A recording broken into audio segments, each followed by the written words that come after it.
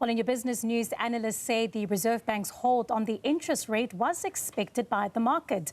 The Monetary Policy Committee has decided to leave the repo rate unchanged at 7%. Now, this is despite inflation easing to 3.3%. Business anchor Tumisang Ndlovu joins us to unpack the MPC's outcomes. Tumisang, thanks for your time. I think what more came out of the South African Reserve Bank's MPC meeting today? Thanks, Veronica, and good evening to our viewers. Much of what the Reserve Bank has indicated is that the reason behind the stay in the interest rate at 7% is that they do still have room for that particular move, but at the same time would not want to do too much too early where cutting rates is concerned, particularly because of the global and domestic economic landscape. But they are quite optimistic about the inflation outlook. What then does this mean for South African consumers? This time around, we get reaction around the motor financing sector, and we speak to Westbank's Solomon Mukwala about this. Thank you so much for your time, Solomon. Essentially, what does it mean for many of us who would still want a shiny piece of metal in terms of a car? Yeah, I think what it means for us, good evening to Mr. and good evening to the viewers. What it means for us is that the expectations really from us was that the repo rate will be kept steady at 7 basis points. But after the inflation print yesterday, we kind of thought maybe there was an upside risk of a potential 25 basis points cut.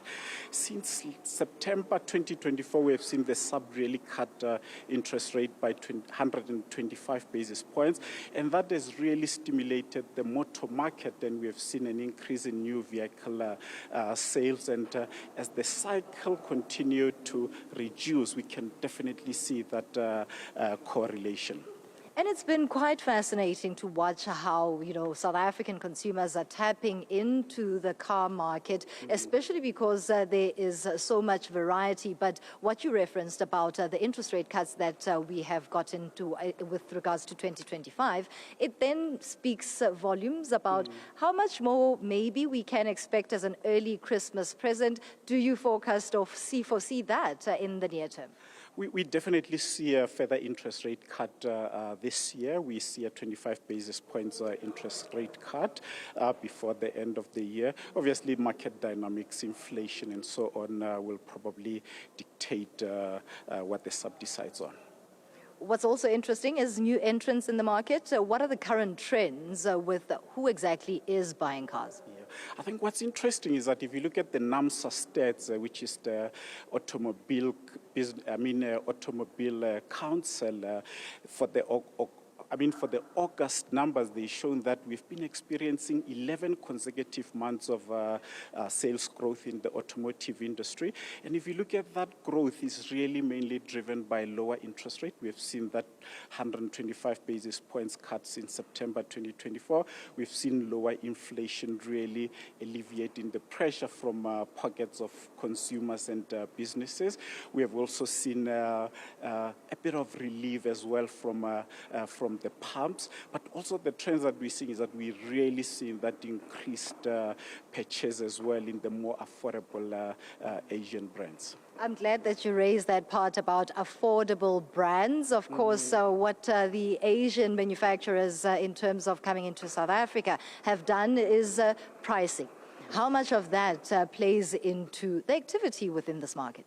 So, interesting when you look at the NAMSA August sales stats, you'll realize that the traditional South African favorites, Toyota, VW, and Ford, still continue to dominate. But what is interesting was that if you look at the second best-selling car brand in SA, was Suzuki, that is Japanese, that is Asian. And if we take a consolidation of all the Chinese brands, Chery, Omuda, Jetua, they are really becoming a force to be reckoned with. And what they are really offering in the market, they are offering more affordability, advanced tech, and extended warranty. So we're really seeing a change in the buyers' dynamics in SA, and the buyers are shifting more towards affordability, value, that advanced tech that the Asian brands are really offering. That I find quite fascinating. And as a parting shot, how much of this bodes well for the market itself in this country in terms of competitiveness, but also is the local climate still conducive for the vehicle market to thrive?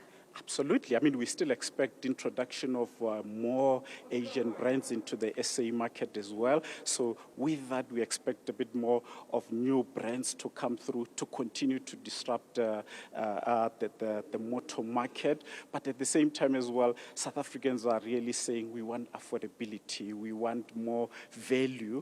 And I mean, if we look at the sales as well, we still see more South Africans buying second-hand cars as compared to new vehicles. So the shift expected with the interest rate decline as well is that we're going to see that shift with the guys moving more from second-hand market into the more affordable Asian brands that are coming through. Thank you so much for your time and insights. That is Solomon Mukwala from Westbank talking to us in reaction to the stay in the interest rate at 7%. Of course, what analysts have said throughout this afternoon is that there is also hope of a near-term interest rate cut. I'm sure as South Africans, we all cross fingers for that, Veronica.